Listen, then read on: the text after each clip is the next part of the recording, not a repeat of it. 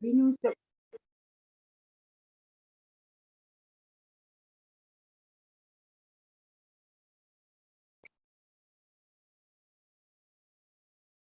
Bini dia orang tinggi ke? Macam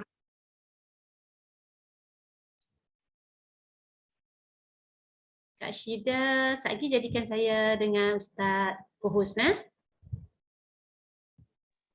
Okey, kejap ya. Kita boleh mula dah ya. 19, 19, kejap nak hapuskan.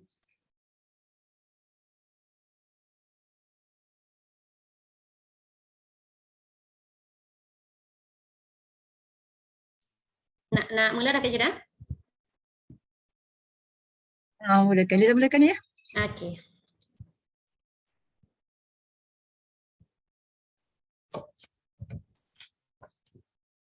A'udzubillahi minasyaitonirrajim. Bismillahirrahmanirrahim. Assalamualaikum warahmatullahi wabarakatuh.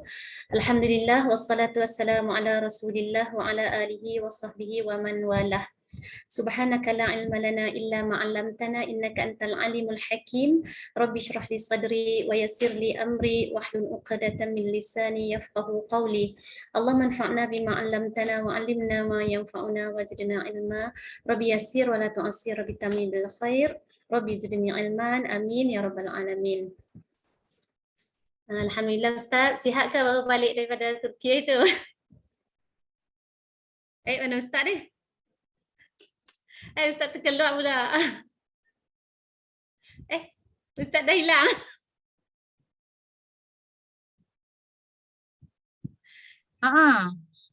Ya iya lagi tanya soalan kat Ustaz. Tunggu jap. Ada kod lain Ustaz. Ustaz masuk awal tadi. Tapi Ustaz saja kita mula 9 suku. Tu Ustaz masuk balik dah. Ada hapuskan Ustaz balik semula. Terapa terus Ustaz terlive ni. Masuk nak mula hilang pula kena. Tadi ya Ustaz masuk awal dah kan? Itulah dah tunggu-tunggu. Kak dah buka majlis dah. Okey. Sihatlah Ustaz. Alhamdulillah, tak ada apa-apa lah negatif apa semua tu. Setakat yang cek dah. Sempat juga rasa salji kat tempat orang. Oh itulah. Sikit lah. Best tu Ustaz. Jadilah. Tapi tak best pun untuk teringat nasi lemak apa semua. Mana nak best. Ustaz pergi mana tu Ustaz? Kat mana tu Turki? Turki Istanbul je, tak pergi mana pun. Oh ya, okey. Tapi sejuk sangat kan dia? Sejuk, bawah negatif 1, 2 ni. Sejuk sangat-sangat. Nak berjalan pun tak seronok. Ustaz, yang ini kita sambung nak sebut muka surat tak tahu Ustaz yang tulis Roman tu XX 21. Nak sebut tak erti. Silakan Ustaz. okey buat ingat Okey, kita mula Bismillahirrahmanirrahim. Suara jelas Suara? Jelas Ustaz. Okey baik.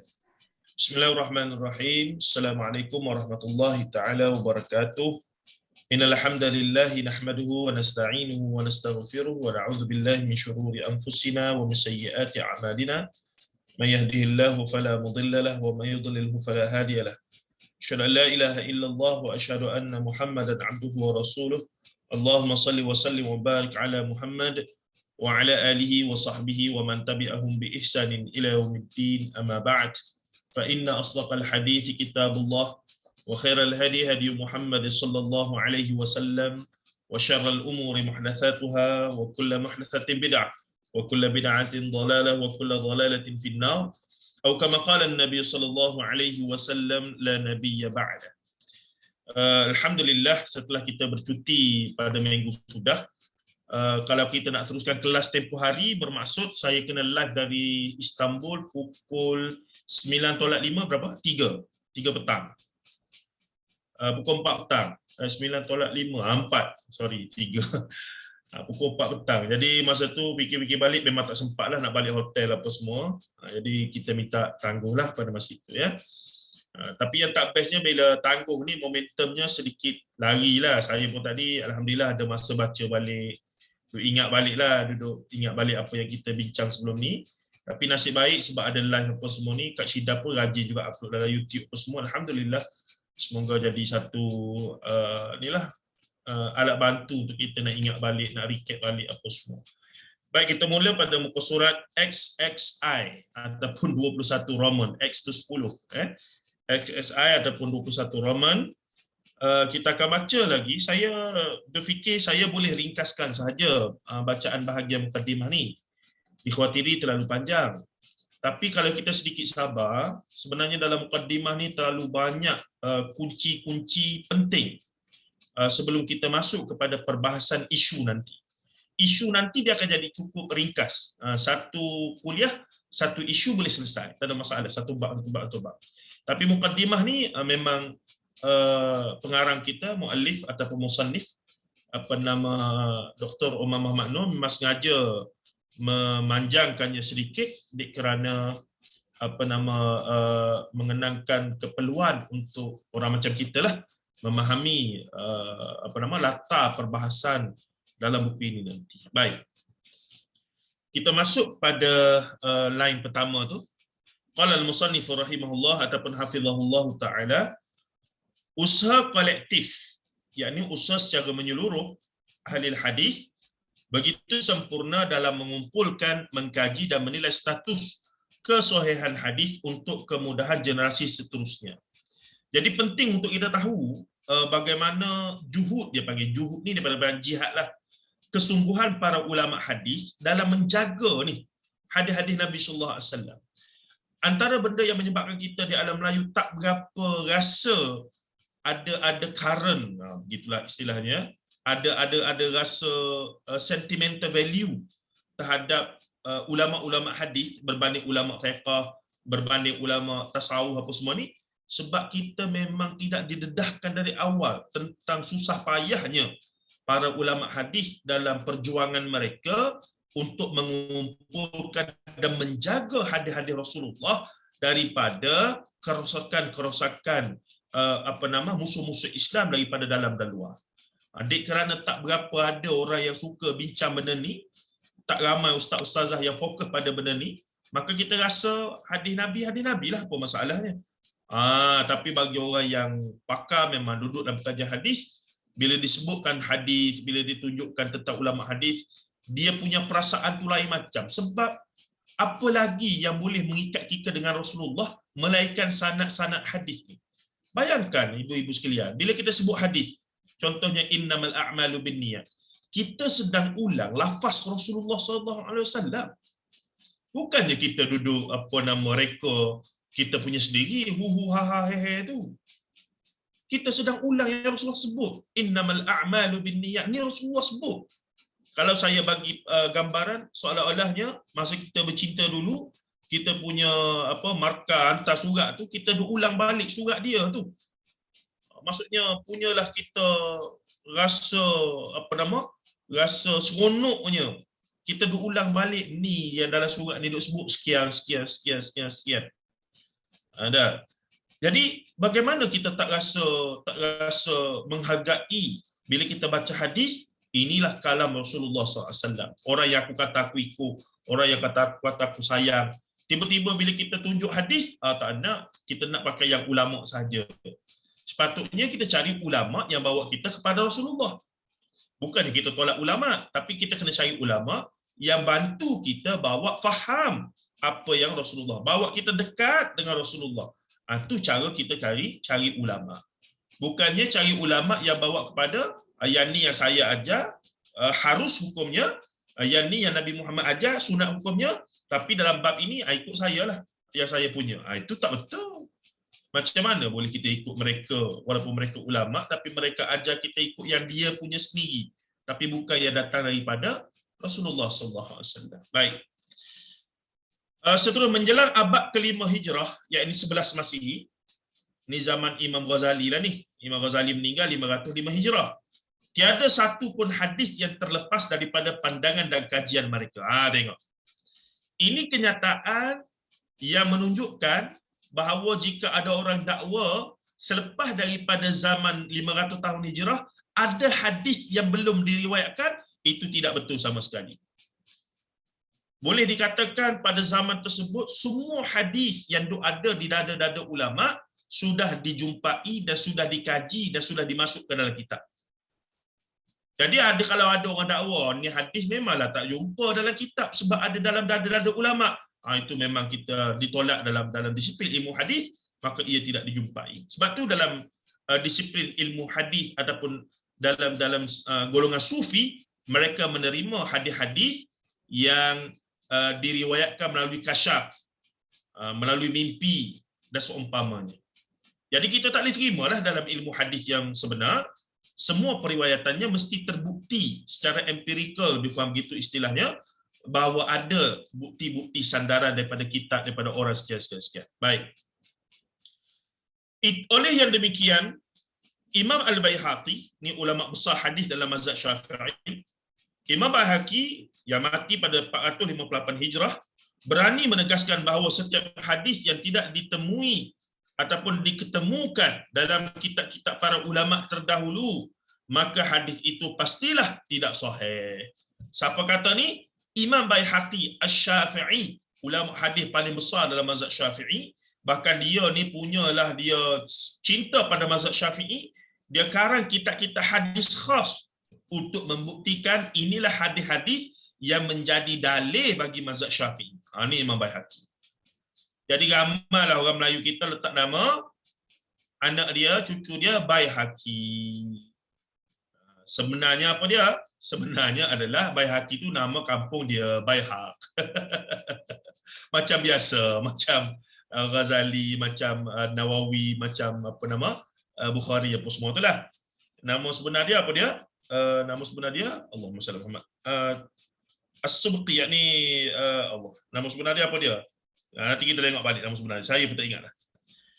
Baik, kemudian katanya lagi Imam Baihaqi, apa yang dilakukan para ulama selepas mereka hanyalah memelihara dan menyampaikannya dengan penuh amanah kepada generasi selepas mereka. Memasuki abad moden, yakni abad ke-14 hingga 15 Hijrah, iaitu abad ke-20, 21 Masihi. Abad bila ni? Abad kita ni lah. Abad moden. Wacana kritik hadis terus hangat diperbincangkan. Terdapat 3 aliran yang sangat aktif menilai status kesohihan dan kandungan hadis. Aliran pertama ialah aliran Salafiyah, dan yang menekankan kepentingan untuk kembali kepada ajaran Al-Quran dan Sunnah dengan pemahaman salafus salih sekaligus menolak bid'ah. Ini yang kita kata kita sedikit cenderung dalam banyak hal adalah dalam aliran Salafiyah lah, khususnya dalam bab akidah dan juga bab hadis dan seumpamanya. Dan antara tokoh hadis yang termasuk dalam aliran ini ialah Syekh Ahmad Syakir daripada Mesir, yang baru meninggal pada tahun 1957 Masihi, iaitu tahun kita merdeka. Abdul Rahman Al-Muallimi yang meninggal pada 1967, Muhammad Nasiruddin Al-Albani yang paling masyhur dan juga paling kontroversi, yang meninggal baru saja 1999, Rabi' bin Hadi Al-Markhali yang ni masih hidup, daripada Saudi, agak kontroversi juga. Abu Isa Al-Huwaini daripada Mesir, sekarang ni duduk di Amerika Syarikat, jadi pelarian politik, ada juga buat kelas live apa semua dan lain-lain. Aliran Salafiyah sering terlibat dalam polemik dengan sebuah aliran yang berusaha mempertahankan tradisi akidah yang beraliran Al-Asy'ari Maturidi. Tapi pertembungan antara aliran-aliran ini pula dari sudut mazhab akidah. Mazhab fiqh lain, mazhab akidah lain pula. Mazhab ataupun aliran dalam ilmu kritik hadis pun ada mazhab-mazhab dia. Itu luahlah ilmu Islam yang begitu luas sekali. Baik, katanya lagi apa dia? Mereka mengamalkan salah satu daripada 4 mazhab fiqh muktabar, iaitu Hanafi, Maliki, Syafi'i, Hambali. Aliran Salafi ni yang orang kata tak ada mazhab sebenarnya tak betul lah. Sebagai contoh di Perlis, mereka bukan tidak bermazhab, tapi mereka tidak meletakkan satu mazhab sebagai asas utama. Mereka meletakkan pandangan yang paling kuat untuk beramal khususnya dalam perkara furu' lah. Tapi di negeri-negeri lain kita letakkan mazhab Syafi'i sebagai mazhab yang dasar. Tak salah lah dua-dua, tak salah sebenarnya. Tapi untuk kata Perlis tak ada mazhab, itu tak betul. Mereka tetap mazhab Ahlussunnah wal Jamaah, cuma mereka tidak meletakkan satu mazhab rasmi di atas tiga mazhab lain dari sudut fiqh. Begitu. Sekaligus memandang positif kepada tasawuf dan tarikat. Biasanya golongan Asy'ariyah dan Maturidi ini dilihat akrab dengan golongan Sufi dan juga tarikat-tarikat. Pada hakikat dinampak saja, tapi khususnya di Malaysia dan ramalah. Tapi pada hakikatnya bila disemak balik, oh tidak pun, adalah perbahasannya lagi. Tokoh-tokoh hadis moden yang termasuk dalam aliran ini antaranya ialah Muhammad Zahid Al-Kautsari, ulama hadis tapi sufi. Ada ulama hadis tapi aliran sufi yang meninggal pada tahun 1952. Abdullah bin Siddiq Al-Ghumari yang meninggal pada tahun 1993 dan Syekh Abdul Fattah Abu Ghuddah yang meninggal pada tahun 1997. Abdullah bin Muhammad Al-Harari Al-Habsyi ni masih lagi hidup ke ataupun sudah meninggal juga 1969, dan Mahmud Sa'id Mamduh yang masih hidup pada hari ini, dan ramai lagi. Ada aliran masing-masing. Nak katanya bukan fiqh saja ada mazhab, bukan akidah saja ada mazhab. Dalam aliran hadis pun, ada mazhab rupanya. Lepas tu kita lagu mana? Kita ni tak apa, dengarlah dulu. Tak suruh pilih pun lagi, cuma dengar. Nak kata luahnya tradisi keilmuan Islam. Rupanya tidak cukup lah, bukan tidak cukup.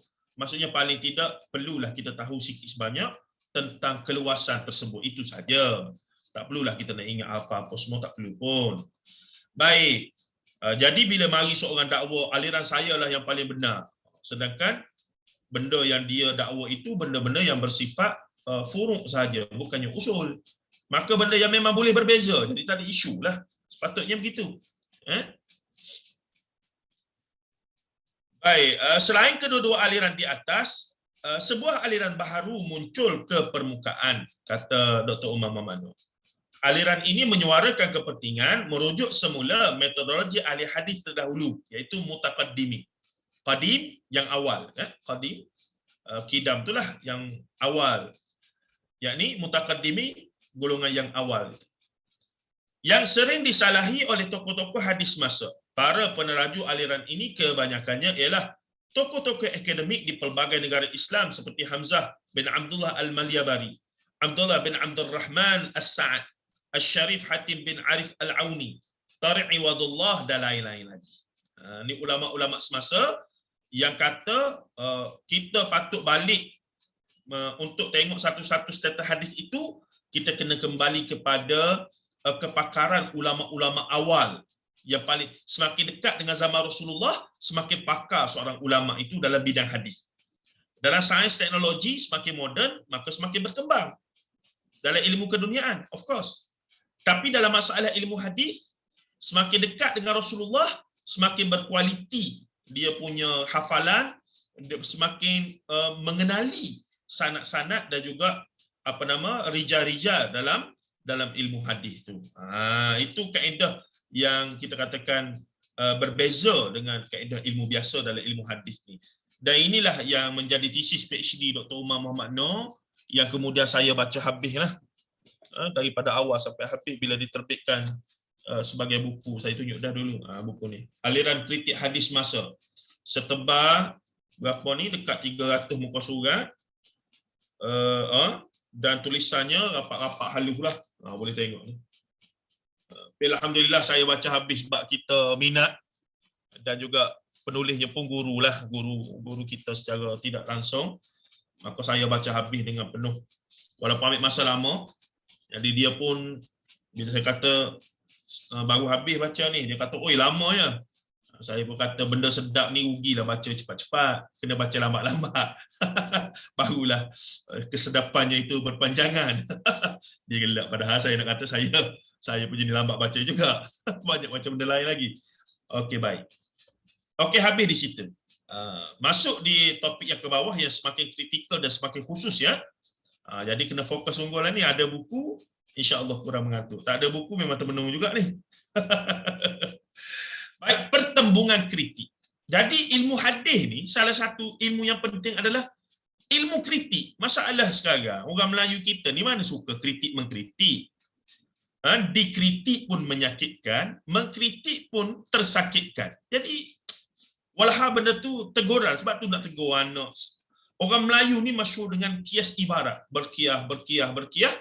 Lala sekali maksud tak sampai.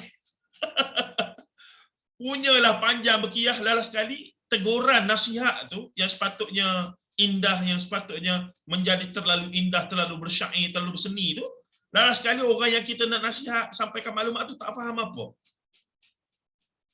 Dalam bab ini barangkali budaya orang Mak Saleh ni lebih baik. Mereka berterus terang.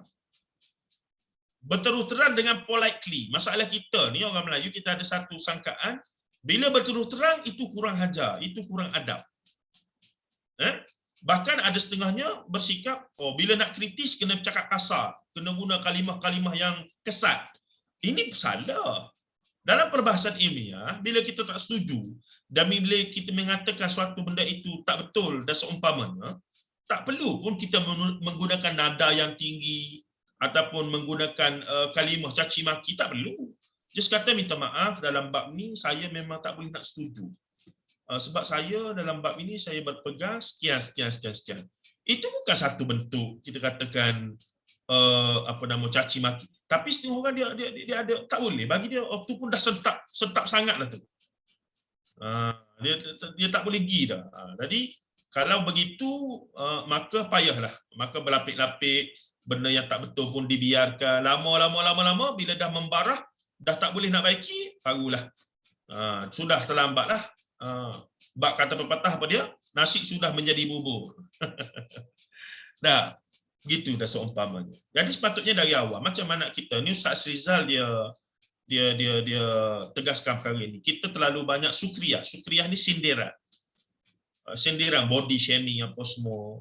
Inilah engkau ni makan banyak sangat, tengok perut dah. Maksudnya cara kita, mak ayah kita sendirilah pun tegur adik-beradik ke kawan ke, ni patutlah dia tak pandai-pandai rupanya gini-gini. Jadi benda tu sepatut boleh ditegur dengan lebih contohnya kalau adalah anak-anak yang tak berapa rajin solat ataupun belum jaga, maksudnya kita guna kalimah-kalimah yang harsh, yang ni. Jadi Ustaz Sida kata tak boleh begitu. Jadi masyarakat kita ni membangun dengan perasaan sindiran tadi.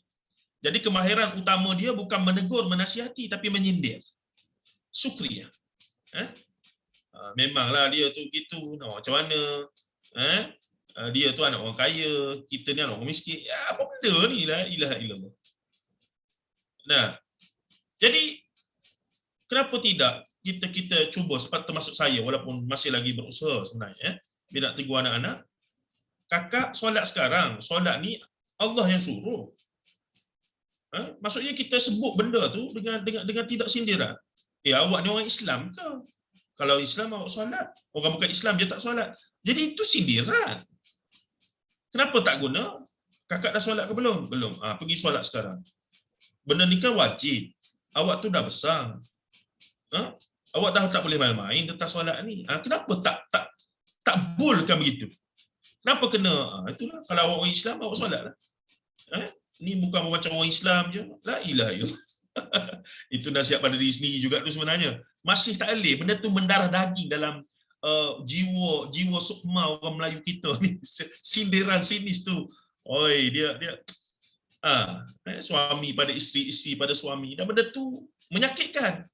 Benda tu sangat menyakitkan. Dia lama-lama dia termenung. Oi, benda padahal kalau tegur direct, yang begini.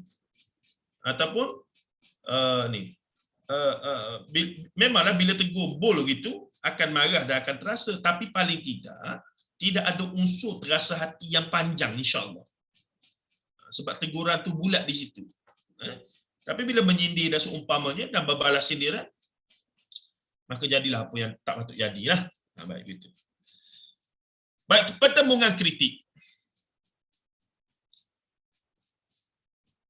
Ahli hadis, Kak Liza, saya patut lebih insaf sebenarnya. Saya sedang menasihati diri saya tu. Masih berusaha untuk membuang saki baki pada sikap-sikap itu. Dalam duk sebut ni pun, mari geram dengan budak-budak ni, terkeluar juga segala seni-seni kesenian menyindir itu ya. Dia macam dah mendarah daging tau. Kita membesar dengan suasana itu. Daripada kawan sekolah rendah, sekolah menengah, rancangan TV kita, bahan bacaan kita, budaya masyarakat. Memang kita hidup dengan sindiran. Dengan menanggap ia adalah satu seni. Satu, kita kata, dalam satu keadaan dinampakkan beradab. Tidak directly tegur. Jadi berkias ibarat dengan sindiran itu dilihat sebagai seni. Maka sedangkan Mak Saleh lebih direct lah. Sekian. Okey, terasa hati. Tapi kemudian boleh baik balik. Sama-samalah kita ambil saya terngiang-ngiang apa yang sentiasa diucapkan oleh guru kami yang mulia yang berada di island pada hari inilah, iaitu Ustaz Aziz Abdul Jamil dalam bab-bab ini. Beliau sangat menekankan hal-hal yang sedemikian itu. Baik, balik pada perbahasan kita. Pertembungan kritik ahli hadis sepakat bahawa hadis sahih adalah yang diriwayatkan oleh para perawi yang adil dan dhabit. Dhabit ni apa? Dhabit menjaga hafalan secara bersambung serta tidak mengandungi syaz dan illah. Syaz perkara yang kalau istilah literalnya syaz ni perkara ganjil lah. Dan illah kecacatan. Mengandungi keganjilan dan juga kecacatan. Ada 5 syarat di situ. Meskipun sepakat dalam 5 syarat ini, namun dalam realitinya sering berlaku khilaf, perbezaan dalam kalangan ahli hadis dalam memastikan kewujudan syarat-syarat tersebut dalam sesebuah hadis. Perkara ini membuatkan Imam Abu Bakar Al-Baihaqi membahagikan hadis menjadi 3 kategori. Yang disepakati sahih, yang disepakati lemah, yakni dhaif, dan yang diperselisihkan kesahihannya. Beliau lalu berkata, oleh yang demikian, wajib ke atas ulama hadis terkemudian memerhatikan ikhtilaf, yakni perbezaan mereka, dan berusaha mengetahui metodologi mereka dalam menerima dan menolak hadis, lalu memilih sebahagian daripada pendapat mereka yang paling benar. Ini khilaf dalam ilmu hadis yang begitu teknikal, begitu halus. Memang kalau tak ada ilmu asas yang cukup, memang baca memang tak faham. Sangat-sangat spesifik ilmu. Tapi mujurlah kita ni, ramailah ulama-ulama ataupun guru-guru kita yang makin orang-orang yang sangat mendalami ilmu hadis ni sudah memudahkan kita sebagaimana buku yang kita pegang ini. Jadi sikit sebanyak membuka pandangan kepala otak kita. Sebelum ini saya sudah jelaskan contoh ya untuk selingan supaya tak mengantuk ni. Contoh selama ni kita berpegang apa dia? Mati hari Jumaat ataupun malam Jumaat bebas azab kubur. Masyhur ke tidak? Masyhur, sangat masyhur. Dah kita pegang bukan main lah, punyalah ada setengah berdoa nak mati hari Jumaat ni. Ya Allah, kalau matilah hari Jumaat, bukan main dah. Sebab apa?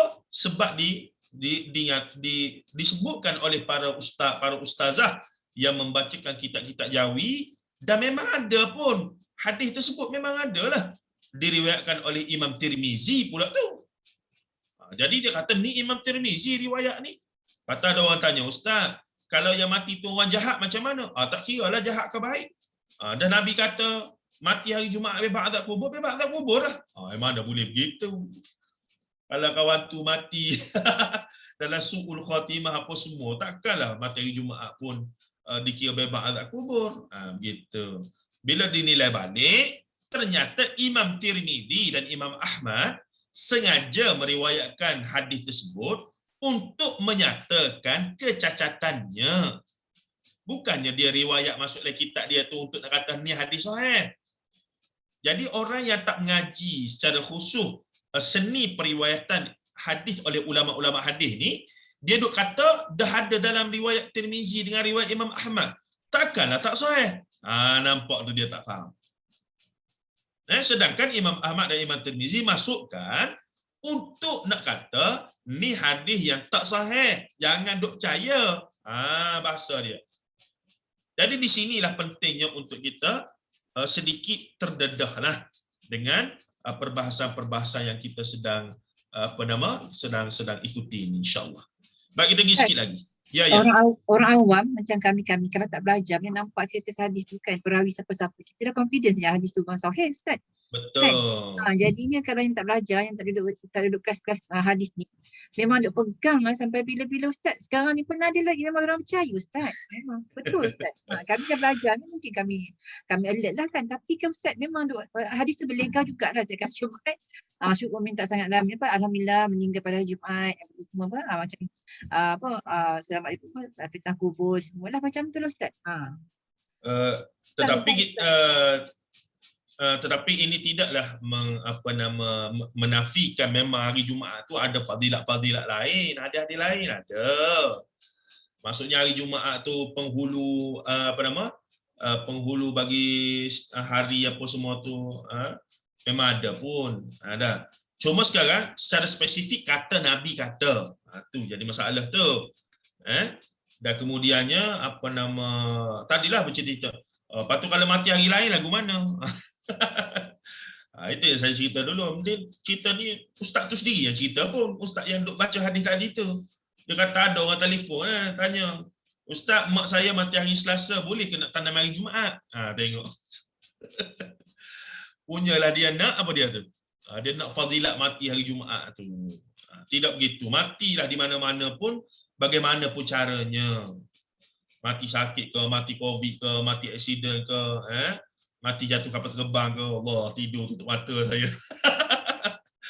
Dah. Masuk-masuk tutup mata sampai. Baru tak sampai lagi tidur balik 12 jam. Sakit pinggang punggung habis sakit. Allah Rabbi. Tapi nak kata yang mati apa pun yang kita minta adalah husnul khatimah. Allah makhtimna bi husnil khatimah. Bukan cara mati itu lagu mana. Hatta kalau mati itu bakal sampai hangus mayat kita pun, hatta sampai apa pun, kita yang tengok hidup ni kita kata, oh kalau boleh tak nak mati macam ni. Bila kita dah mati, benda tu tak penting dah. Orang yang tengok ni kadang-kadang bersentimen, oh kalau boleh nak mati di negara, tak naklah mati di luar negara. Dah, kalau mati di luar negara pun bagilah mayat tu balik dah, tak perlu pun. Siapa-siapa ahli keluarga kita mati di luar negara mana-mana, suruh dah semadi di sana. Yang penting kita doakan dia, ingat dia dalam doa kita apa semua tanpa putus. Dan berdoa ni pula saya selalu ulang. Bukannya berdoa pada orang mati ni bila kita ziarah kubur dia saja. Bukan dalam solat saja. Bila mana kita duduk bawa kereta, duduk minum di, kalau saya duduk di mamak ke mana-mana dah. Tiba-tiba kelintah, biasa saya duduk minum ngaji ni lepas subuh. Meninggal dia itu COVID. Allahumma gfirlahu warhamhu wa'afi wa'afani wa'atu. Dia duduk dalam kubur tu suka tu, terima doa kita tu yang sahih pasti tu. Istighfar. Kita tolong istighfar kepada dia untuk Allah, untuk dia kepada Allah Taala. Ini tidak tunggu waktu tertentu, tunggu waktu lepas solat, tunggu waktu hari raya, pagi raya. Tidak perlu gitu. Ada benda yang luas kita sempitkan, ada yang sempit kita luaskan. Ini peliknya kita ni. Jadi bila doa-doa orang mati ni, yang lalu kubur dah, itu sunnah juga. Assalamualaikum warahmatullahi wabarakatuh. Assalamualaikum apa nama? Allah tak ingat dah bagi. Innahu bihi lahikun apa semua begini tu. Allahumma fillahu warhamhu, Allahumma fillahu warhamhu wa'afi wa'fu. Bahkan ketika kita duduk buat apa-apa sekalipun, bacalah. Ingatkan mak ayah kita dan seumpamanya, tak ada masalah, sebut saja. Sebut saja. Tu keluasan istighfar dan doa kepada si mati yang insya-Allah secara riwayat yang sahih lagi sahih sampai. Dan begitu. Siapa yang kata tu Rasulullah kata, kita ikut Rasulullah lah. Rasulullah ke kanan, kita ke kanan lah. Kan? Jangan main-main. Baik. Okey, seterusnya. Perselisihan dalam menilai status hadis berpunca daripada sebab-sebab dan faktor-faktor yang sangat halus. Beberapa sebab dan faktor utama adalah sebagaimana berikut. Ini lebih teknikal, lebih dalam. Semoga kita sama-sama ambil manfaatlah walaupun agak teknikal. Baik, yang pertama penilaian status perawi. Siapa perawi? Orang yang menyampaikan riwayat itu. Daripada Imam Bukhari sampailah Nabi Muhammad SAW, mustahil Imam Bukhari dengar sendiri hadis itu daripada Nabi Muhammad. Maka Imam Bukhari ambil daripada guru dia. Guru dia ambil daripada guru dia. Guru dia ambil daripada guru dia, seorang tabi'ut tabi'in. Seorang tabi'ut tabi'in ambil daripada guru dia tabi'in. Tabi'in ambil daripada sahabat. Sahabat dengar daripada sami'tu Rasulullah sallallahu alaihi wasallam. Ni dahsyat ni. Ilmu sanad ni ilmu yang tak ada dalam tradisi agama lain melainkan Islam sahaja. Ilmu sanad, ilmu i'rab, letak baris tu, dan ilmu nasab. Orang Arab ni dia tahu nasab dia sampai tok nenek, tok cucu nenek moyang, ciuk miuk apa semua sampai atas-atas. Kita bin saya apa bin Abdullah, Abdullah bin Muhammad Zabidi, Muhammad Zabidi bin Abdullah, tak ada, tak ingat. Sebab tidak menjadi budaya kita, the trace of family. Tapi orang Arab ni dia punya kuda tu dia ingat. Ni keturunan kuda ni, keturunan kuda ni. Punya dahsyat. Mereka punya budaya tradisi yang akhirnya Islam ambil juga manfaat daripada perkara tersebut sebab benda tu sangat penting. Sebab tu berzina, lahir anak luar nikah itu dia merosakkan nasab. Dia merosakkan nasab. Sepatutnya nasab itu terjaga sebab ia akan ada implikasi pada apa dia? Pada harta warisan pusaka nanti. Sebab tu perbahasan muncul. Jika anak tu lahir sebelum anak luar nikah, maksudnya mengandung luar nikah, boleh kahwin dengan suami dengan orang yang buat dia tu, yang boleh bin kepada nama si fulan, ayah biologi dia tu, dengan kadar umur berapa. Maka dalam mazhab Syafi'i fatwanya sebelum kandungan 6 bulan. 6 bulan ke 3 bulan? Cek balik. Boleh. Kalau lepas tak boleh dah. Bila tidak boleh dibinkan dengan ayah dia, bermaksud apa dia? Dia punya kelahiran tu luar nikah lah. Luar nikah maksudnya tak sah taraf. Bila tak sah taraf, tak layak terima harta pusaka. Tu implikasi dia. Kalau dulu-dulu dia dikira kalau ayah dia raja ke apa semua, maka dia tidak bolehlah terima hak untuk claim the throne tu, hak untuk mendapat kita panggil apa? Tahta. Begitu nah. Dan seumpamanya. Tapi di barat dia ada tradisi yang dipanggil bastard. Bastard ni anak luar nikah lah. Tapi diiktiraf. Dia diiktiraf walaupun dia tu tidaklah menjadi anak yang disah taraf, dia macam anak tak sah taraf. Tapi dia anggap sebagai anak. Dia guna istilah bastard. Iaitu anak luar nikah. Tapi tahulah. Ni anak saya. Sebab anak dengan perempuan yang di luar daripada pernikahan sama ada dengan hamba apa semua gitu. Dalam Islam pun sebenarnya ada kaedah itu dipanggil umul walad. Tapi yang ni syariat terima satu masa dulu. Cuma dia dikira tak sah taraf juga. Ni perbincangan panjang. Boleh baca buku Profesor Dr. Jonathan A.C. Brown. Kak Liza tahu ni. Jonathan A.C. Brown tu. Slavery and Islam. Dia bincang detail sebab barat duk katalah Islam ni menerima slavery apa semua gitu begini. Sedangkan kita membebaskan zaman Rasulullah ni, para sahabat lah paling ramai dibebaskan daripada hamba-hamba apa semua. Cuma dunia pada masa itu sistemnya adalah menerima sebab hamba ni biasanya dijual, hamba abdi ni dijual, rampasan perang ataupun tak boleh bayar hutang jadi muflis, berbagai lagi faktor lah, ataupun dicunik dijual. Tapi hukum tentang slavery dalam kitab fiqh sampai hari ini tidak dihapuskan. Sebab apa? Ia di-applicable dalam masalah trafficking human ni. Penyeludupan manusia. Dia termasuk hukum menjual orang merdeka. Orang merdeka tapi kena colek dan dijual sebagai hamba. Itu yang berlaku lah. Ada lagi. Dan menurut riwayat-riwayat hadis di akhir zaman sebelum berlakunya kiamat, perhambaan ini akan muncul balik. Perhambaan ini akan muncul balik. Jadi hukumnya masih ada. Hukumnya masih applicable. Cuma dunia hari ini tak terima lah. Lepas perang nanti, lepas Dajjal dah muncul apa semua, wallahu alam, memang ada balik dah sombong. Baik. Baik Kak Lina, betul. Terima kasih Kak Lina. Nanti Kak Lina share gambar buku Jonathan A.C. Brown, muhaddis Mak Saleh yang saya sebut handsome bukan main macam Brad Pitt tu. Tapi takallam lughatul Arabi fasihan jiddan. Ini dia memang luar biasa lah.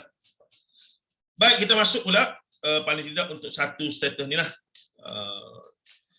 Ahli hadis telah mengklasifikasikan para perawi hadis menjadi 3 kumpulan, iaitu para perawi, yakni orang-orang yang meriwayat tu, orang-orang tu, ni cerita pasal orang ni, ilmu hadis cerita pasal orang. Sebab tu orang lain tak berapa suka dalam ilmu hadis ni. Duk cerita pasal orang, orang ni baik, orang ni tak baik, orang ni. Dia macam mengumpat dah pula. Jadi di sinilah kita kena faham. Bila mengumpat tu dalam konteks ilmu ni, kerana nak jaga benda yang lebih besar. Apa dia? Hadis Nabi.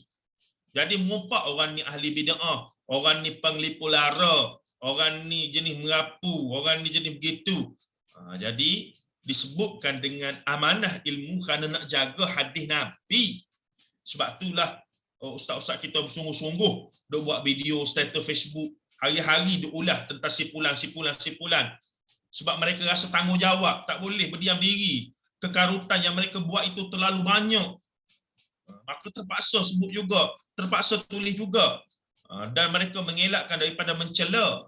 Kalau baca betul-betul, sebahagian besar tidak mencela pun. Yang duduk cakap buruk-buruk ni komen-komen kat bawah. Yang buat status tu okey je, tak setuju, sepatutnya perkara ini tak boleh begini, menurut ulama ni sekian-sekian, dan seumpamanya. Baik. Jadinya 3 kumpulan para perawi yang wajib ditinggalkan riwayatnya, yakni matruk. Matruk daripada perkataan taroka ni tinggallah, matruk yang ditinggalkan, yang individu yang ditinggalkan. Jadi perawi yang ada nama ni riwayat dia kena tinggal, tak boleh terima. Para perawi yang layak dijadikan hujjah al-muhtaj bih, dan para perawi yang diperselisihkan statusnya sama ada layak dijadikan hujjah ataupun tidak. Para perawi yang termasuk dalam kumpulan ketiga ini ialah mereka yang jujur namun sering melakukan kesalahan dan kekeliruan dalam meriwayat dengan dalam kadar yang tidak terlalu parah. Kadang-kadang terlupa. Bila umur dia lebih sikit, dia terlupa. Jadi para ulama menetapkan, kalau dia riwayat hadis ni masuk umur dia daripada umur 20 sampai 40, kita terima riwayat dia. Tapi lepas umur 40, dia dah mula nyanyuk. Maka riwayat dia kita kena perhati balik. Sampai tahap tu tuan-tuan. Dia punya detail tu sampai tahap tu. Ulama ni masa dia ada kitab yang dia catat tu, memang dia hafizul kutub lah. Memang dia sangat pegang. Segala riwayat dia boleh dipercayai. Tapi selepas rumah dia terbakar, kitab dia tu terbakar. Maka selepas itu bila ada orang ambil riwayat hadis pada dia, maka kena cek balik dah. Sebab dia dari sudut ingatan, dia tidak pakar sudut ingatan. Dia hafiz pada kutub dia, kitab dia. Maka selepas rumah dia terbakar, apa berlaku? Riwayat dia mula perlu dinilai balik, disemak balik. Tidak boleh terima secara mudah. Sampai tahap tu kriteria dia. Jadi kalau kita dah jadi perawi ni, semua hadis tu dhaif belaka, tuan-tuan. Tak ada sahih. Nama pun tak ingat. Nombor telefon suami isteri masing-masing anak-anak ingat ke? Nombor telefon ingat ke? Tak ingat. Bini saya ingat nombor saya. Nombor mak ayah dia tak ingat. Nah. Dulu-dulu kita zaman kecil, saya zaman kecil tak ada handphone dulu. Nombor telefon jiran belah kanan, jiran belah kiri, jiran depan, jiran belakang, semua hafal. Nombor telefon rumah tu. Hari ni siapa hafal nombor rumah? Tak ada. Nombor IC nasib baik ingat Kak Liza. Kena cara tak ingat juga. Tapi ayah saya sampai nombor akaun bank dia ingat. Oh, ajaib sungguh. Berapa nombor tu? 18 nombor tu. Dia ingat. Ya, betul Abi. Dia ingat. Oh, padu teruk. Kita nombor password apa dia? Email dengan password Facebook, dengan password email pejabat, sudah. Tukar sikit lah. Tak ingat, tak boleh nak buka dah. You forgot your you forgot your password? Yes. Tak boleh nak buka. Saya ni masalah KBSP tak ingat dah. Mana apa password ni? Tak ingat sampai sudah. Ada. Allahu Rabbi. Baik, kemudian dikatakan para perawi yang termasuk dalam kumpulan ketiga ini tak ada baca berkenaan dengan perkara ini.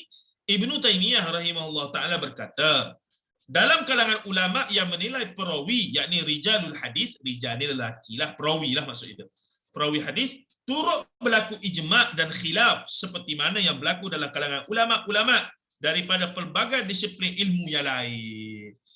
Kita ingat fiqh saja je khilaf. Rupanya dalam akidah pun ada khilaf.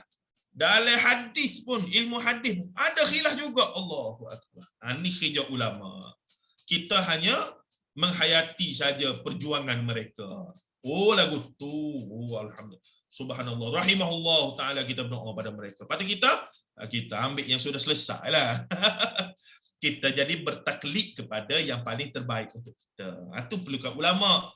Sebab tu kalau orang kata, oh ni geng-geng yang nak ngaji hadis ni tak guna ulama. Mengarut lah. Sebab yang riwayat hadis ni semua ulama. Cumanya kita, sebab kita belajar sikit, kita nak pilih yang the best. Konsep yang mudah saya ajar dulu daripada kelas pertama kita. Kita nak cari yang A+, itu saja. Zikir, la ilaha illallah A+. Subhanallah A+. Subhanallah wa bihamdihi subhanallahil azim A+. Tiba-tiba,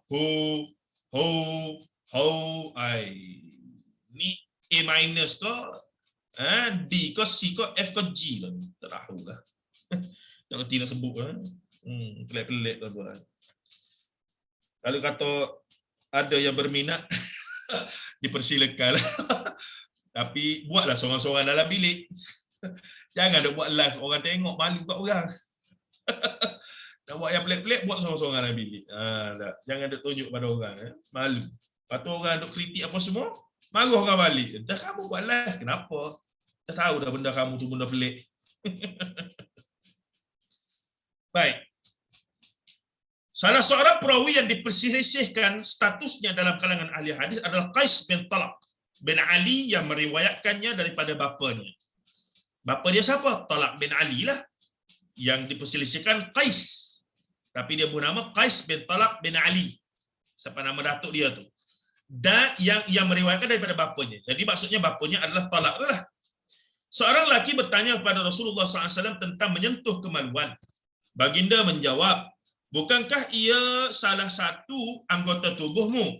Ramai ahli hadis, antaranya Asy-Syafi'i sendiri, Imam Syafi'i, Muhammad bin Idris, Abu Hatim, Abu Zur'ah dan lain-lain melemahkan Qais bin Talaq. Ayah dia mungkin kuat, ayah dia mungkin diterima, tapi Qais tu ada masalah. Pun menyebabkan kesan kepada riwayat tersebut. Tengok detail tak detail, tuan-tuan. Ini masih surface ya. Kalau dalam lagi, saya pun tak faham. Saya mengaku, memang saya pun tak faham. Kalau Dr. Umar ni, dan juga Dr. Zaimi ke apa semua, mereka bincang dalam lagi, kira boleh balik. Biar sama-sama dia yang bincang. Sebab itulah tak ramai seronok nak bincang ilmu ni. Memang dalam, memang teknikal, memang dia sangat kita precise. Orang yang minat sungguh-sungguh, orang yang ada sedikit intelligent, punya apa nama, capability barulah rasa seronok untuk nak mengharungi perbahasan lagu ni. Kalau orang yang memang nak apa hukum, kalau baca apa Irsyadul Fatwa Mufti Wilayah tu, yang atas tu dia tak baca, dia scroll sampai bawah kesimpulan. Kalau yang tu okeylah, at least dia rujuk juga. Dia rujuklah juga, tak adalah dia tak rujuk langsung okeylah. Baik. Kemudian sementara sekumpulan ahli hadis yang lainnya antara Yahya bin Ma'in, Ahmad Al-Ijli dan Ibn Hibban menilainya thiqah. Jadi ada perawi yang sebahagian besar ulama muktabar memang kata orang ni memang tidak terimalah, melemahkan, yakni dhaif dia. Rawi yang dhaif.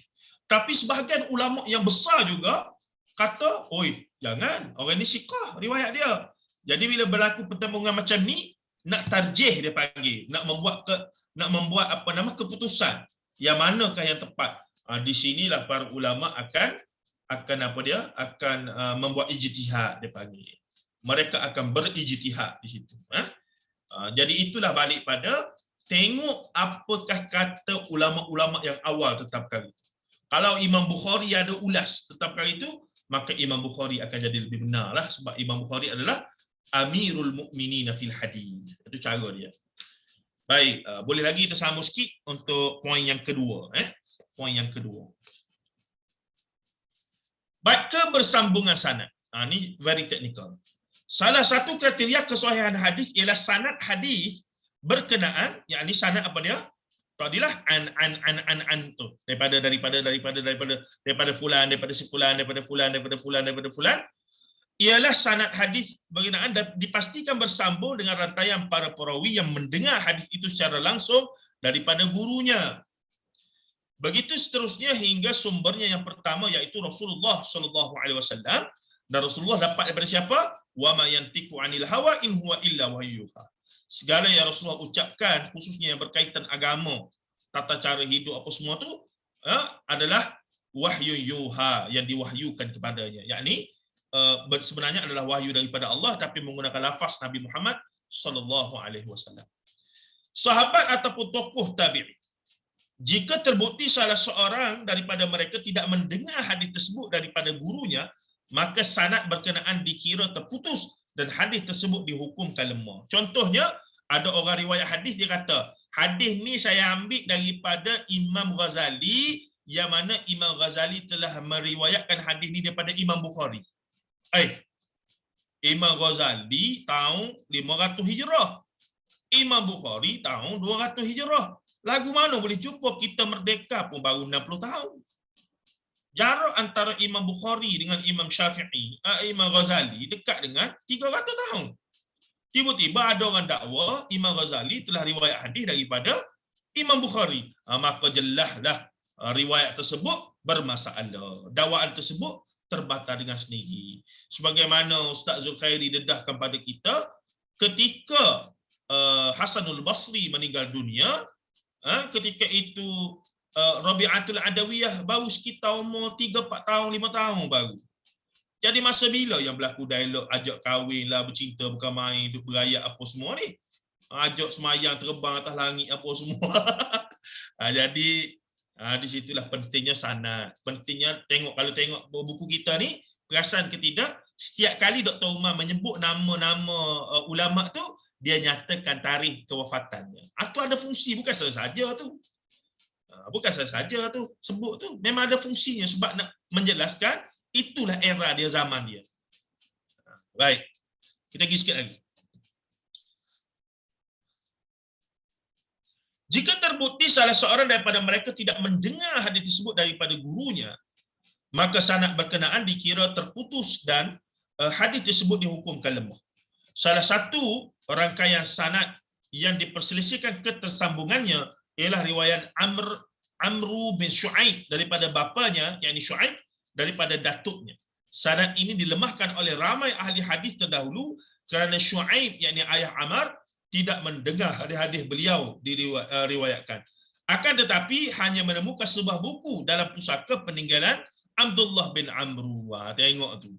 Dia cerita macam dia dengar daripada ayah ataupun datuk dia sendiri. Rupa-rupanya ketika, contohnya, datuk dia tu meninggal ataupun ayah dia meninggal sebelum dia lahir lagi. Jadi macam mana yang dia ni boleh dakwa dia dengar daripada ayah dia ataupun datuk dia sendiri? Rupa-rupanya dia baca daripada buku catatan ayah dia. Jadi di situ dia tak dengar sendiri, tidak sami' itu aku dengar sendiri, tidak. Maka nilainya tidak sekuatlah, maka darjat dia turun lagi. Antara tokoh yang melemahkan sanad ini ialah Syafi'i sendiri, Imam Syafi'i kita, Ibn Ma'in, Ali Ibn al-Madini, Ibn Qutaibah, Abu Hatim, Abu Zur'ah, Ibn Hibban. Tengok tu tarikh-tarikh wafat mereka tu. Indah tu. Itu benda penting sangat tu. Kalau kita tengok, ni 900 Hijrah, ni 200 Hijrah, ni 300 Hijrah. Tu ketersambungan ilmu itu sampai hari ini duk ada pada tarikh mati mereka itu. Perselisihan umur mereka itu menunjukkan contoh tarikh mati Imam Muslim dengan Imam Bukhari. Maka tarikh mati mereka jelas mengisyaratkan apa dia? Mengisyaratkan Imam Muslim ni memang sempat dengan Imam Bukhari. Memang sempat. Maka memang betul lah Imam Muslim ni anak murid kepada Imam Bukhari. Begitu. Baik, kemudian katanya lagi, sekumpulan ulama hadis terkemudian menilai sanad ini bersambung dan sahih apabila perawi daripada Amr bin Shu'aib thiqah. Mereka ialah Ibnu Khuzaimah, Ad-Darqutni, Al-Hakim, Al-Baihaqi, An-Nawawi dan lain-lain. Dalam kajian hadis semasa, tokoh-tokoh hadis moden seperti Ahmad Syakir, Al-Muallimi dan Al-Albani sepakat menilai sanad ini sebagai hujjah dalam agama. Pula dalam orang duk kata tak kuat, ada ulama yang besar juga kata, okey ni, boleh, tak ada masalah. Jadi tidak urusan kita, tuan-tuan. Jangan ada penipu dah. Benda-benda khilaf dalam urusan ilmu yang khusus ni memang bukan urusan orang awam macam kita. Kita saja, kita buat apa sekarang? Kita seronok nak tahu. Sekarang ni kita seronok nak tahu. Dan akhirnya menyebabkan kita menghargai khidmat para ulama ini. Bukan kata duk dengar cerita golongan sufi terbang saja, tidak. Kehebatan ulama ini pada ni, kesungguhan mereka menjaga benda-benda macam ni. Bukannya mimpi, duduk sekejap mimpi pula. Ai kuat tidur teh. Tidur sama. Begitulah lebih kurang ya. Baik, perbezaan dalam status kesambungan sanad ini mengakibatkan khilaf dalam kesahihan beberapa seperti yang terlihat dalam perbincangan tentang hukum mencabut uban dan jual beli dalam masjid. Nanti akan ada perbahasan tersebut. Akan ada perbahasan tersebut. Kita hari ni ada YouTube, ada Facebook, ada WhatsApp, ada apa lagi? Ulama dulu tu lah cerita Imam Bukhari nak ambil satu hadis berjalan berminggu-minggu tu, sampai-sampai tengok orang tu buat helah kepada binatang peliharaan dia tu. Dia pun tak sempat bagi salam, tak sempat apa dah. Kira pusing punggung, teruslah pergi. Sebab apa? Sebabnya dia pegang kata kalau dengan binatang pun boleh buat helah gitu, maka mungkin dia boleh tersalah dan berdusta juga dalam menyampaikan hadis tu. Punya sampai tahap tu. Dia punya teliti. Saya ingat Maulana Muhammad Asri Yusof ada share, ada dalam YouTube pun. Boleh tengok. Imam Bukhari ni satu hari merantau bersama dengan menggunakan macam kapal laut ataupun perahu besar lah. Maksudnya guna pengangkutan air. Jadi dalam duk belayar tu ada orang bersembang, entah macam mana dia orang yang tak pernah menipu je. Bila orang tanya, awak ni bawa duit banyak mana? Barangkali lah. Orang yang ini jujur. Ada orang tanya, ni jalan jauh-jauh ni, berapa bekalan bawa? Adalah mak saya ataupun saya dibekalkan dengan contoh 10 dinar. Maksudnya ataupun 50 dinar. Contoh Jadi bila orang tahu dia ada sejumlah wang tersebut, orang yang dengar duk borak dengan dia ni ada niat jahat. Apa dia buat? Ketika nak sapa di perhentian, dia panggil apa? Bukan perhentian, apa dia? Panggil? Apa dia? Tempat berhenti ni biasanya. Pelabuhan, tambatan apa semua tu.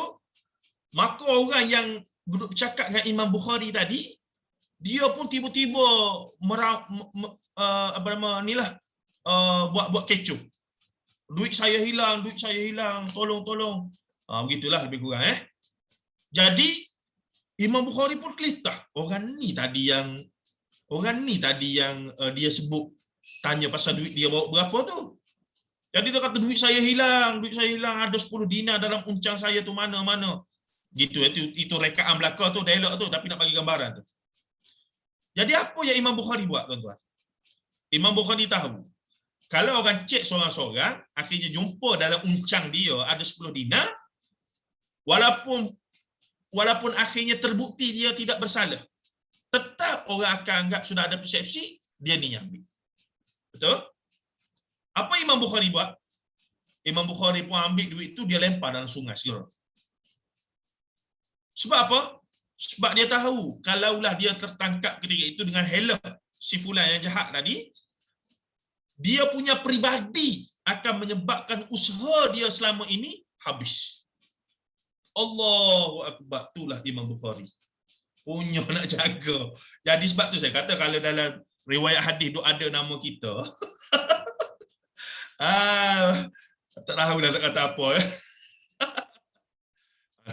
Sebab Imam Bukhari tahu kalaulah peristiwa itu, maksudnya lepas tu dia tertangkap ada duit tu, walaupun kemudian dah masuk mahkamah bicara ke apa semua itu begini, dia menang, terbukti tu duit dia, tetap berita yang dia tu ambil duit orang sudah tersebar. Maka rosaklah segala usaha dia meriwayatkan hadis, menjaga hadis apa semua. Jadi dia mengambil sikap untuk buang duit dia tu. Dan kemudian lepas peristiwa tu orang tu tanya balik dia, mana duit yang awak sebut tadi tu? Dia pun jujur, dia berkata, saya buang dalam sungai. Ada muka. Allahu Akbar. Baik, kita berhenti situ dulu insya-Allah sebelum kita sambung ke poin yang ketiga, 4, 5 lah. Ada poin di situ. Baik, ada soalan ke? Bateri saya nak habis dah. Saya takut tiba-tiba dia berhenti, maka tamaklah riwayat kelas kita malam ni. Ada siapa-siapa nak tanya apa ke? Seronok aja nak dengar Ustaz cerita ni. Kau nak dengar cerita tu? Itulah Ustaz, sungguh kan Ustaz. Kalau kita tak belajar, kita tak nampak kesusahan usaha ulama dahulu nak dapatkan benda ni sampai kepada kita tu. Spesifiknya ulama hadis Kak Liza. Sebabnya ulama hadis kan. Betul, cerita pasal ulama ni, ulama fiqh, ulama tasawuf banyak kita dengar. Ya. Bahkan yang paling susah ni. Di exaggerate dengan melampau pun. Kisah-kisah ulama tasawuf apa semua ni, berkeluar cahaya lah apa semua macam-macam. Tapi real punya struggle, juhud, real punya usaha, real punya keringat air mata, darah daging. Tu. Itulah susah dah lah nak mengembara dengan unta saja, dengan kuda jalan kaki. Itulah jalan kaki lagi. Allahu Akbar. Sungguh Ustaz. Tapi sekurang-kurangnya macam kami orang awam yang memang tak ada basic semua ni, bila dengar macam ni, bila dapat sesuatu tu, kita boleh fikir dululah sebenarnya, boleh tanya, boleh tengok betul ke tak, kita tak terima lah bulat-bulat tu betul ke macam ni. Tapi alhamdulillah lah dengan adanya orang yang Ustaz Zul semua yang mengajar kami semua pasal-pasal ni kan, alhamdulillah lah dapatlah sikit-sikit ilmu tu, walaupun tak banyak, nampak dah terbuka lah pemikiran tu sedikit, alhamdulillah. Tapi ada juga persepsi negatif pada orang yang belajar hadis ni Ustaz kan. Dia macam suka mengkritik kan. Hadis ni kan banyak kalau kita tanya pasal benda ni ada sandaran ke. Jadi macam seolah-olah kita macam mencari kesalahan dia orang kan. Jadinya mungkin masa tu ada melabelkan tu adalah kan. Jadi masalah bukan masalah apa sangatlah, tapi pada kita dah belajar ni syukurlah alhamdulillah. Tapi kesiannya pada dia orang bila tanya benda ni sahih ke hadis ni. Jadi sebab kita dah belajar, nak tahu benda tu kan macam mana. Jadi macam dah terus orang kata macam dah kita tak terima bulat-bulat kalau kita dengar tu. Itulah. Sebahagiannya sangat marah bila orang awam minta dalil, bila orang awam tanya dan seumpamanya. Sebab mereka pun tak ada jawapan, tu je isu. Kalau mereka ada jawapan, tak ada masalah pun. Bila tanya di label wahabi. Itulah benda. Cuma pada saya kita pun kena pandai jugalah cara berlapik bertanya tadi tu. Maksudnya kadang-kadang tak semua benda yang wajar kita tanya secara berdepan. Contoh dalam majlis dia tengah ceramah, dia pula ustaz-ustazah yang popular ke lagu mana kadang. Jadi bila kita bertanya dengan suara yang lantang, tambahan pula pada masa itu dia tak buka floor pada soalan. Kalau memang sesi soal jawab, okey lagi. Ni kita interrupt tiba-tiba. Pada saya pun dalam konteks orang kita memang itu agak dilihat tidak wajar lah. Dan kadang-kadang setengah ustaz-ustazah ni kalau kita tanya secara peribadi berbisik, lebih dia take note berbanding dengan kalau kita tanya secara umum tadi. Keegoan dia tercala. Kadang-kadang kita WhatsApp saja. Saya boleh sebut ya. Kalau saya boleh sebut di sini, dan saya nak sebut lah, bukan boleh sebut. Salah seorang penceramah yang popular sangat di utara ya, Datuk Ustaz Samsuri Ahmad, yang memang kerap tu baca kitab Bahrul Madhi. Siapa-siapa yang follow dia dari awal 90-an apa semua, memang tahu dia ni pada peringkat awal tidaklah sensitif dengan isu-isu yang kita bincang ni. Contohnya hadis sahih tak sahih apa semua, ataupun riwayat Israiliyah apa semua itu gini. Tetapi dia ni seorang yang bila ada orang consistently, ada sahabat-sahabat kita, ustaz-ustaz yang memang belajar dalam bidang hadis, bidang tafsir ni, do WhatsApp dia, do message dia. Do message, ustaz tegur dengan baiklah, maksudnya ustaz minta maaf yang ustaz sebut tadi begini. Sebenarnya dari sudut riwayat sekian. Jadi dia ni, Ustaz Samsuri, Datuk Samsuri ni seorang yang open minded, dia baca dan dia respon, dan lama-lama dia pun sedar memang ada beberapa perkara yang dia terlepas pandang dan seumpama.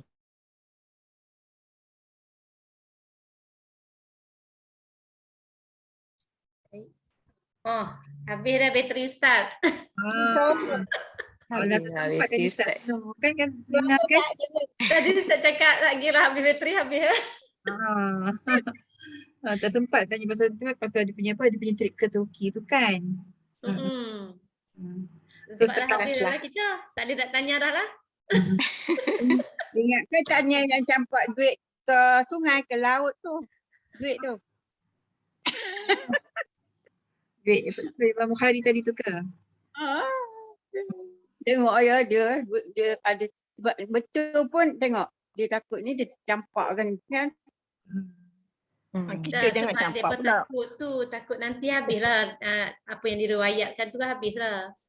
Fitnah. Yang Ustaz cakap tadi tu, kalau kita tu saya dah tergelak tu, saya kata kalau kita terus tukar status di palsu tu bukan dhaif dah. Salah. Ada Takut kita pun just credibility. ya itulah Credibility tercalar. seseorang. Jadi kita pun tak ada nak tanya dah. Kita akhiri je lah ya. Kita akhiri dengan Farah ya. Terima kasih semua, kita akhiri kita. Dengan sendiri kita bubar lah majlis. Betul. Terima kasih. Riza. Bye-bye. Terima kasih banyak. Cida. Terima kasih semua. Assalamualaikum. So tanda tasbih kafarah ke? Dah tasbih kafarah dah Ustaz. Tak dengar pun. Dah. Kita jumpa besok Sallallahu ala nabiyina Muhammad wa ala alihi washabihi ajma'in. Walhamdulillahirabbil alamin. Wassalamualaikum warahmatullahi wabarakatuh. Jumpa esok insya-Allah. Waalaikumsalam Liza. Terima kasih Liza. Terima kasih. Jazakumullah khair. InsyaAllah.